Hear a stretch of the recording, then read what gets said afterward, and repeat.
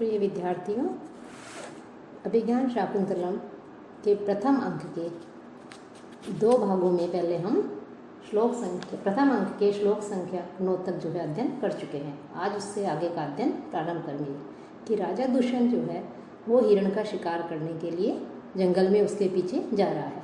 जैसे ही हिरण उसके नज़दीक आते हैं, मृग उसका शिकार करने के लिए अपने धनुष बाण चढ़ाते हैं कि उसी समय राजा और उस मृग के बीच में कुछ तपस्वी जन आ जाते हैं और वो फिर आकर के उससे कहते हैं कि जो है आप इसे, हे राजन, आप इन्हें मत मारिए, मत मारिए। तो जैसे ही राजा अपना धनुष बाण उनको मारने के लिए उठाते हैं मृग को, तो नेपथ्य पर्दे के पीछे से आवाज आती है कि नेपथ्य कहते हैं पर्दे को। इसका मुख्य अर्थ मुख्य पर्दा है। इस पर्दे के भीतर या पीछे से जो भी बात कही जाती है उसकी सूचना नेपथ्य अथवा पर्दे में कह करके दी जाती है कि तो क्या कह रहे हैं तपस्वी जन कि हे राजा, ये आश्रम मृग है, इसे मत मारिए, मत मारिए। तो 10वें श्लोक में कहते हैं कि तत्साधुकृत संधानम प्रतिसंहर सायकम आर्तत्राणाय वह शस्त्रम न प्रहर्तुम अनागसी। ये जो है अनुष्टुप छंद में लिखा गया है। आपके अभिज्ञान शाकुंतलम में जो है छंद भी हैं, वो शाकुंतल में से जो छंद प्रयुक्त हुए हैं उन्हीं के विषय में पूछा जाएगा। तो ये अनुष्टुप छंद जो है इस श्लोक में दिया गया है। तो तपस्वी कहते हैं कि तत् इसलिए साधुकृत संधानम के भली प्रकार से जिसे धनुष पर चढ़ा लिया गया है, ऐसे सायकम बाण को प्रतिसंहर आप उतार लीजिए कि अच्छी प्रकार से जिस बाण को आपने धनुष पर इस मृग को मारने के लिए चढ़ा लिया है, ऐसे बाण को उतार लीजिए। क्यों?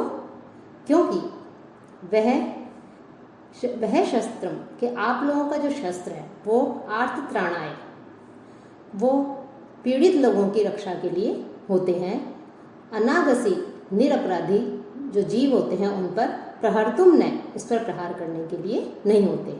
कि जो वैखानस है, जो तपस्वी हैं, वो राजा से कहते हैं कि जिस बाण को आपने अपने धनुष के ऊपर चढ़ा लिया है उसे उतार लीजिए, क्योंकि आपका ये शस्त्र है वो तो केवल पीड़ित व परेशान जो लोग हैं उनकी रक्षा करने के लिए होता है, न कि मृग जैसे निरपराधी जीव जिसने कोई अपराध नहीं किया है, ऐसे जीव पर बिना किसी कारण के प्रहार करने के लिए है। कि मृग जो है ये निर्दोष है, इसलिए आप जो है इस मृग को मत मारिए। साथ ही साथ जो है वो आश्रम की सीमा भी थी, इसलिए भी जो है वो उन्हें शिकार करने के लिए जो है मना करते हैं। तब राजा कहता है ऐशे प्रति संयत। तो राजा उनकी बात सुनकर कहता है ठीक है, ऐसा कहकर के उस बाण को उतार लेते हैं। कहते हैं ये उतार लिया। तब वैखानस उसे आशीर्वाद देते हुए, क्योंकि दुष्यंत ने उनकी आज्ञा का पालन किया, उनके कहने के साथ ही तुरंत ही अपना धनुष बाण जो है उतार लिया, मृग को जो है जाने दिया, उसका शिकार नहीं किया। तो तपस्वी भी प्रसन्न होकर के कहते हैं सदृशम एतत् पुरुवंश प्रदीपस्य भवतः है कि आपने जो है, आप पुरुवंश के प्रदीप हैं, आप पुरुवंशी हैं, पुरुवंश के में आपने जन्म लिया है, ऐसा आपके लिए जो है ये कैसा है, उचित ही है कि आपने पुरुवंशी हैं, पुरुष ऐसे श्रेष्ठ वंश में जन्म लिया है, तो आपके लिए हमारी आज्ञा का पालन करना और निरपराधी जीवों की रक्षा करना, पीड़ितों की रक्षा करना, ये आपने अपने वंश के अनुकूल ही किया है।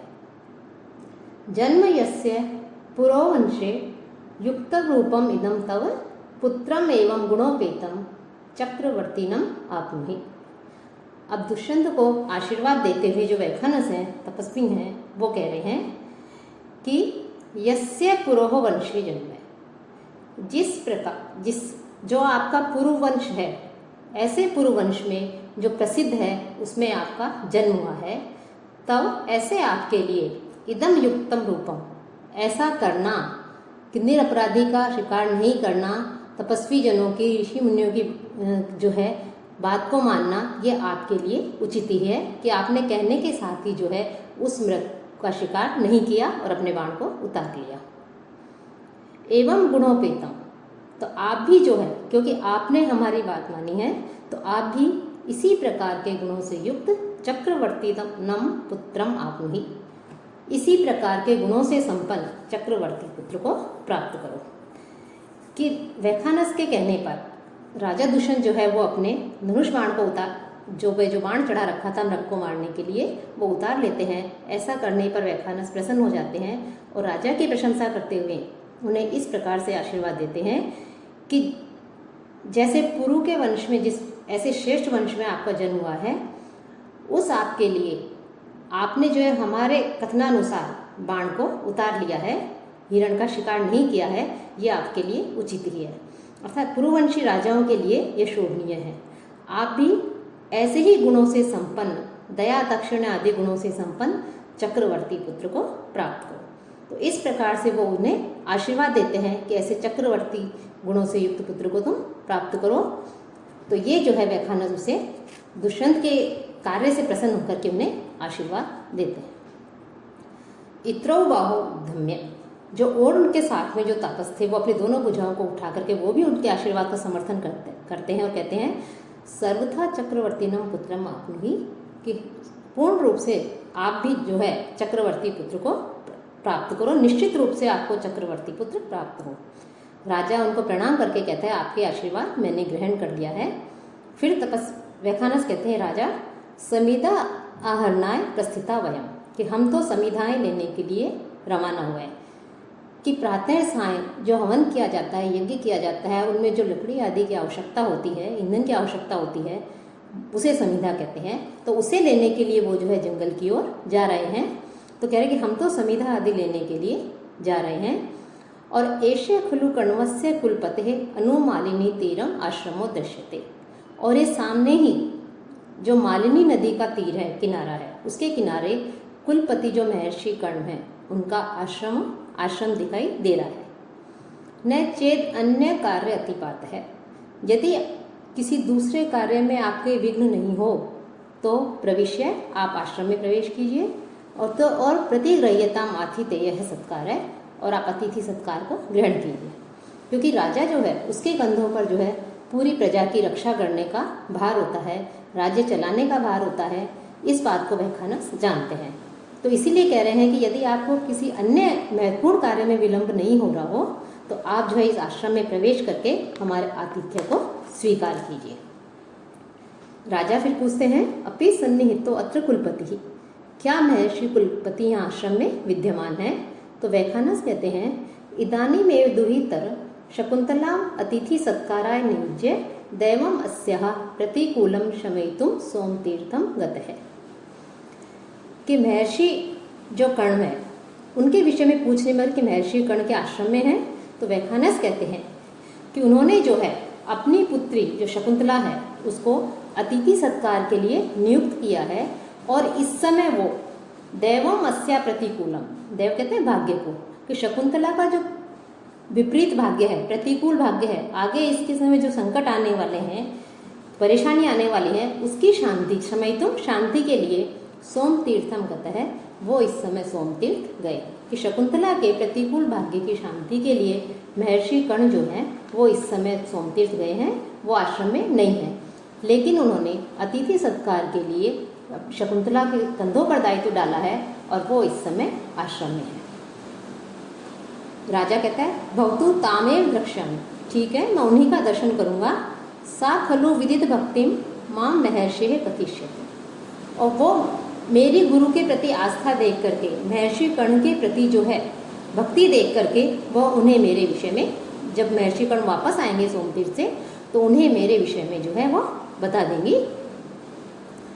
वैखानस कहते हैं साध्या में तावत, तो ठीक है हम चलते हैं, ऐसा कह के शिष्यों के साथ वो निकल जाते हैं। राजा कहता है सारथी को कि हे सु नोदयान अश्व, कि जो अश्व हैं घोड़े हैं उनको हाँकिए, पुण्य आश्रम दर्शने तावत आत्मानम पुनीमहे, तो जो पवित्र आश्रम है इस आश्रम का दर्शन करके हम भी अपने आप को पवित्र करते हैं। सारथी कहता है जैसा आप आज्ञा देते हैं। राजा चारों ओर देख करके कहता है हे सारथी एकथितो अपि ज्ञायते अयम अभोह तपोवनस्य इति, कि इसको देख करके, कि चारों ओर देख करके कहते हैं सारथी एकथितो अपि ज्ञायते, बिना कहे हुए ही, कोई बता नहीं रहा है लेकिन बिना बताए ये ज्ञात हो रहा है कि यह तपोवन जो है उसके आश्रम की सीमा है। कैसे ज्ञात हो रहा है? चारों तरफ का जो वातावरण है, प्राकृतिक सौंदर्य है, प्राकृतिक वातावरण है, उसको देख करके कह रहे हैं कि ऐसा लग रहा है कि आश्रम की सीमा ही है। तो सारथी कहता है आपको कैसे पता लगा ये आश्रम की सीमा है? राजा कहता है किम न पश्यति भवान, यही क्या आपको दिखाई नहीं दे रहा है कि आप देखिए। निवारः शुकगर्भ कोटरमुख भ्रष्टः तरुणाम अधः प्रस्निग्धः क्वचित् इंगुदीफलविदः सूच्यन्त इव उपलाः विश्वासोपगमात् अभिन्न गतियः शब्दं सहन्ते मृगः तोयाधार पथाश्च वल्कल शिखा निश्चंद रेखांकिता। अब इसमें वो वहाँ चारों तरफ का जो वातावरण है उसके विषय में जो है वो राजा सारथी से कहते हैं कि पास में ही आश्रम है, क्योंकि यहाँ पे जो वृक्ष है उनके नीचे जो है वृक्षों के ऊपर तोते निवास कर रहे हैं, शुक्र के हैं, तो उनके कोटरों के अग्रभाग से गिरे हुए तृण धान्य आदि पड़े हुए हैं। ये पक्षी भी वहीं रहते हैं जहाँ उन्हें किसी प्रकार का कोई भय नहीं हो और वो शांति से रह सके। तो कह रहे हैं कि जो वृक्ष हैं उन वृक्षों के नीचे तोतों के रहने के स्थान जो कोटर हैं, जो पेड़ों के अंदर वो बनाकर छेद बना करके रहते हैं, उसके अग्रभाग से गिरे हुए तिनके घास आदि जो है वो धान्य आदि अनाज के कण आदि जो है नीचे गिरे हुए हैं। और कहीं कहीं पर जो इंगुदी का फल होता है उसको तोड़ने वाले विशेष रूप से चिकने पत्थर दिखाई देते हैं। इंगुदी एक प्रकार का फल होता है और उसमें से तेल निकलता है। उस इंगुदी के फल को जो है जब पत्थर पे तोड़ने के पश्चात उसमें से तेल निकलता है और उसको जो है तपस्वी जन अपने कार्य में लेते हैं। तो कह रहे हैं कि इंगुदी फल को तोड़ने वाले विशेष रूप से चिकने पत्थर चारों ओर दिखाई दे रहे हैं और ये भी आश्रमों में ही पाए जाते हैं। और आश्रमों में जो निवास करने वाले जो मृग हैं, हिरण हैं, उनको यह विश्वास हो गया है कि हम यहाँ पर सुरक्षित हैं, हमें यहाँ पर कोई भी जो है हानि नहीं पहुँचा सकता। इसीलिए वे आश्रम के आसपास निश्चिंत होकर के जो है विचरण कर रहे हैं, अपना भोजन ग्रहण कर रहे हैं, चरते रहते हैं।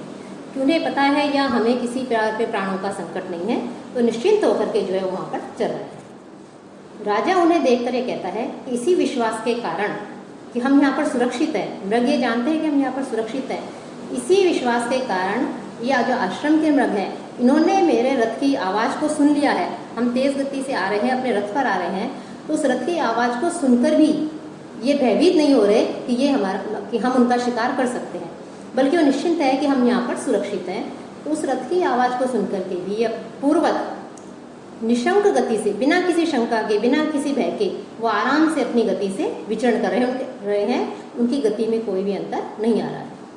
और आश्रम में रहने वाले जो ऋषि हैं वो पास में, आश्रम के पास में जो तालाब आदि हैं उसमें प्रतिदिन वो स्नान करते हैं। और स्नान करने के पश्चात वो जो गीले वल्कल वस्त्र हैं उनको जो अपन लेकर के आते हैं, तो वल्कलों को पहने हुए अपनी कुटियों की ओर जब लौटते हैं तो उन गीले वल्कल वस्त्रों से जल की बूंदें जो हैं वो टपकती रहती हैं, पानी गिरता रहता है। और तालाब से आश्रम की तक का जो मार्ग है उस संपूर्ण मार्ग में एक उस जल की रेखा सी खिंच जाती है। तो इन सब लक्षणों को देख करके यह स्पष्ट हो रहा है कि ये जो आश्रम है ये आश्रम जो है पास में ही है, समीप ही है। कि अब राजा कह रहे हैं उनसे कि कैसे पता लगा कि हमें जो है ये आश्रम की सीमा है। कि निवारः शुकगर्भ कोटर मुख भ्रष्टः तरुणाम अधः है, कि तरुणाम अधः है कि वृक्षों के नीचे शुकगर्भ कोटर मुख भ्रष्टा, शुकगर्भ की जो तोते हैं उनसे युक्त जो कोटर हैं, उनके घोंसले हैं, उनके मुख घोंसलों के अग्रभाग से भ्रष्टा गिरे हुए, निवारः कि जो अन्न आदि है, तृण धान्य आदि हैं, वो जो है दिखाई दे रहा है। तो इसको देख करके कि लग रहा है कि आश्रम की सीमा है। साथ ही क्वचित कहीं कहीं इंगुदी फल विध है कि इंगुदी का जो फल है, इंगुदी नामक एक वृक्ष विशेष होता है और उसके जो फल होते हैं उसके फलों से तेल निकालकर मुनि लोग उसका प्रयोग करते हैं। और जिन पत्थरों पर इस फल को तोड़ा जाता है तो पत्थर भी चिकने हो जाते हैं। तो ऐसे चिकने पत्थर जो है वहाँ आश्रम के वहाँ पर जो है दिखाई दे रहे हैं। तो कह रहे हैं कि इंगुदी फल को तोड़ने के कारण प्रस्निग्धा चिकने हुए जो उपलाह पत्थर हैं वो सूच्यन्ते वो दिखाई दे रहे हैं। तो उनको देख करके भी लग रहा है कि आश्रम की सीमा है। विश्वासोपगमात अभिन्न गतिय है मृगः शब्दम सहन्ते, और विश्वास प्राप्त करने के कारण जो मृग हैं, हिरण हैं, वो अभिन्न गति है, अपनी चाल को नहीं बदलने वाले हैं और वो उस आवाज़ को जो है सहन कर रहे हैं, अर्थात वो किसी भी प्रकार से जो है वो भयभीत नहीं हो रहे हैं। तो यह धार कथा और सरोवरों के जो मार्ग हैं उस मार्ग से वल्कल शिखा निस्संदेह, उस सरोवरों में, इस तालाबों में स्नान करके जब ऋषि मुनि आते हैं तो उनके वल्कल जो वस्त्र है, उनकी जो शिखा है, अग्रभाग है, उस अग्रभाग से निस्संदेह टपकते हुए जो जल है उसके रेखांकिता, उस जल की रेखा से जो है चिन्ह बन गए हैं, उस जल की रेखा जो है दिख रही है। तो ऐसा देख करके लग रहा है कि ये जो है आश्रम की सीमा है। फिर सारथी कहता है कि सर्वम उपपन्नम, सब ठीक है, कि यह सब ठीक है कि हाँ वास्तव में ये आश्रम की सीमा है, वो भी इस बात से सहमत हो जाते हैं। तब राजा कुछ दूर चल करके कहते हैं तपोवन निवासी नाम उपरोधो माँ भूत एतावत्तेव रथम स्थाप्य यावत अवतरामि। कह रहे कि हम रथ पर आए हैं तो तपस्वियों को किसी प्रकार से कोई पीड़ा नहीं हो। वो जो है वो उन्हें नहीं लगे कि हम राजा हैं, हम यहाँ आए हैं, रथ की आवाज़ से कोई पूजा कर रहा होगा, कोई यज्ञ आदि कर रहा होगा, कोई अपने अपने कार्यों में लगे हुए होंगे, तो वो उनके कार्यों में किसी प्रकार से कोई विघ्न नहीं हो, उन्हें कष्ट नहीं हो, तपोवन वासियों को कोई पीड़ा नहीं हो, इसलिए यहीं पर जो है रथ को रोक दो, मैं भी नहीं उतर जाता हूँ। सारथी कहता है कि ठीक है, मैं जो है लगाम को खींचता हूँ। फिर राजा उतर करके कहता है कि हे सारथी, तपोवन में जो है विनीत वेशेन प्रवेष्टव्यानि तपोवनानि नाम, कि आश्रम में हमेशा विनम्र वेश में प्रवेश करना चाहिए, कि सादा वस्त्र में, आश्रम की मर्यादा के अनुकूल वस्त्रों में जो है प्रवेश करना चाहिए। हम अभी शिकार पर आए थे और राजा हैं तो अपने शिकारों के अनुरूप, राजा के अनुरूप जो है वेशभूषा पहन करके हम यहाँ पर आए हैं। अब चूंकि हम आश्रम में प्रवेश कर रहे हैं इसलिए जो है विनम्र वेश में, साधारण वेशभूषा में प्रवेश करना चाहिए, इसलिए आप ये सब ले लीजिए। ऐसा कह करके अपने आभूषण और धनुष आदि जो है वो उनको सारथी को दे देता है। और फिर कहते हैं कि यावत आश्रम वासिन है प्रत्यवेक्षे अहम उपावर्ते तावद आर्ध पृष्ठ क्रियंताम वाजिन है, कि जब तक मैं आश्रम में जाकर के आश्रम वासियों से, तपस्वी जनों से मिलकर वापस आता हूँ, तब तक तुम अश्वों की पीठ को भी गीली कर दो और उन्हें भी विश्राम करा दो, अर्थात वो भी थक गए हैं तो उन्हें भी विश्राम करा दो। सारथी कहता है बहुत अच्छा। राजा घूमकर और देख करके इदम आश्रम द्वारम यावत प्रविशामि, ये आश्रम का मार्ग है, ठीक है, मैं प्रवेश करता हूँ। और जैसे ही प्रवेश करने लगता है कुछ शकुन होता है, जैसे कई बार हमें भी आभास होता है कुछ उसे शकुन शास्त्र के अनुसार, जब कई बार हमारे दांत, आँख फड़कने लगती है, दाई भुजा फड़कने लगती है, तो हम कहेंगे अच्छे शकुन हो रहे हैं, आज तो कुछ न कुछ होने वाला है। तो शकुन जो है वो शुभ भी होते हैं और अशुभ भी होते हैं। तो राजा जैसे ही उस आश्रम में प्रवेश करने लगता है, कुछ शकुन होते हैं कि राजा जो है उसकी भुजा जो है वो फड़कने लगती है। तो उसको देख करके वो कह रहा है कि शुभ शकुन की सूचना मिलती है उसे। तो कह रहे हैं कि शांतम इदम आश्रम पदम स्फुरति च बाहु कुतः फलम इहास्य अथवा भवितव्यानाम द्वाराणि भवन्ति सर्वत्र। तो ये महत्वपूर्ण श्लोक भी है और इसमें ये उक्ति भी आ जाती है, भवितव्यानाम द्वाराणि भवन्ति सर्वत्र। ये इसका तात्पर्य भी पूछ लेते हैं। तो कह रहे हैं कि इदम आश्रम पदम शांतम, ये आश्रम जो है ये पूर्ण रूप से शांत है, और बाहु च स्फुरति, और मेरी दाहिनी भुजा जो है वो फड़क रही है। यह यहाँ पर अस्य फलम कुतः, इसका फल कैसे प्राप्त हो सकता है, अर्थात नहीं मिल सकता। कि ये आश्रम जो है ये शांत है, शांत स्थान है, शांति प्रधान तपस्वियाँ निवास करते हैं, और जैसे ही इस आश्रम में प्रवेश करने लगा हूँ मेरी दाहिनी भुजा जो है वो फड़कने लगी है। शकुन शास्त्र के अनुसार जब पुरुष की दाहिनी भुजा फड़कती है तो उसका अर्थ है सुंदर स्त्री की प्राप्ति का ये सूचक है। तो राजा कह रहा है कि श्रृंगार प्रधान जो लोग हैं उनका यहाँ पर क्या काम, ये तो तपस्वी लोग हैं और यहाँ पर मुझे स्त्री की प्राप्ति कैसे हो सकती है। अथवा फिर वो खुद ही कहते हैं भवितव्यानाम द्वाराणि, कि जो होने वाला होता है उसके लिए मार्ग सर्वत्र भवन्ति, हर जगह होते हैं, उसके द्वार सब जगह होते हैं। कि अवश्यम भावी बातों के लिए जो होना होता है उसके लिए सर्वत्री द्वार होते हैं। अर्थात यह पूर्ण रूप से असंभव है कि मुझे यहाँ पर मेरी दाहिनी भुजा फड़क रही है और शकुन शास्त्र के अनुसार तो मुझे यहाँ स्त्री प्राप्ति होनी चाहिए, लेकिन ये आश्रम है, शांत है, यहाँ तपस्वी जन रहते हैं, तो यहाँ सर्वथा असंभव है। लेकिन इसके तुरंत बाद उनके मन में विचार आता है कि शकुन शास्त्र जो है वो असत्य, झूठा भी नहीं हो सकता, असत्य भी नहीं हो सकता। फिर वो इस निर्णय पर पहुँचते हैं कि अवश्य ही भवितव्यानाम द्वारा में, कि होने वाली जो बातों के लिए जो द्वार है वो हमेशा ही जो है वो खुले रहते हैं, कि यदि मुझे श्रेष्ठ स्त्री की लाभ होना लिखा है तो कहीं भी हो सकता है, भले ही वो नगर हो अथवा आश्रम हो।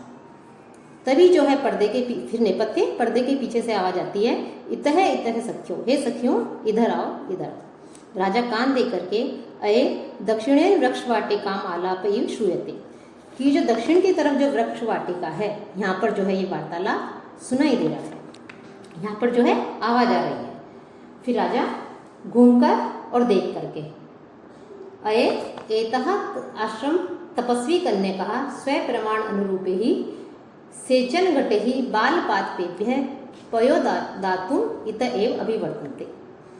राजा घूमकर और देख कर कहता है कान लगा करके कि अरे कि इसके दक्षिण में, आश्रम के दक्षिण दिशा में ये वार्तालाप सुनाई दे रहा है, और इसी स्थान पर ये तपस्वी कन्याएं हैं, ये स्व प्रमाण अनुरूप ही अपने अपने प्रमाण के अनुरूप, अपने अपने सामर्थ्य के अनुसार, अपने अपने शक्ति के अनुरूप जो पौधों को सींचने के जो घड़े हैं, उन घड़ों से छोटे पौधों को, बालपात पे भी छोटे पौधों को पयो दातुम पानी देने के लिए इधर ही जो है इत एव अभिवर्तन्ते, इधर ही आ रही है। ध्यान से देख करके अहो मधुरम आसाम दर्शन, अरे इनका दर्शन तो बहुत अधिक मधुर है, अत्यधिक सुंदर है, कि देखने में जो है बहुत सुंदर दिखाई दे रही है।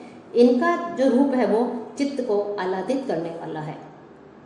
शुद्धांत दुर्लभम इदम वपुः आश्रम वासिनो यदि जनस्य दूरीकृतः खलु गुणैः उद्यानलता वनलता भी।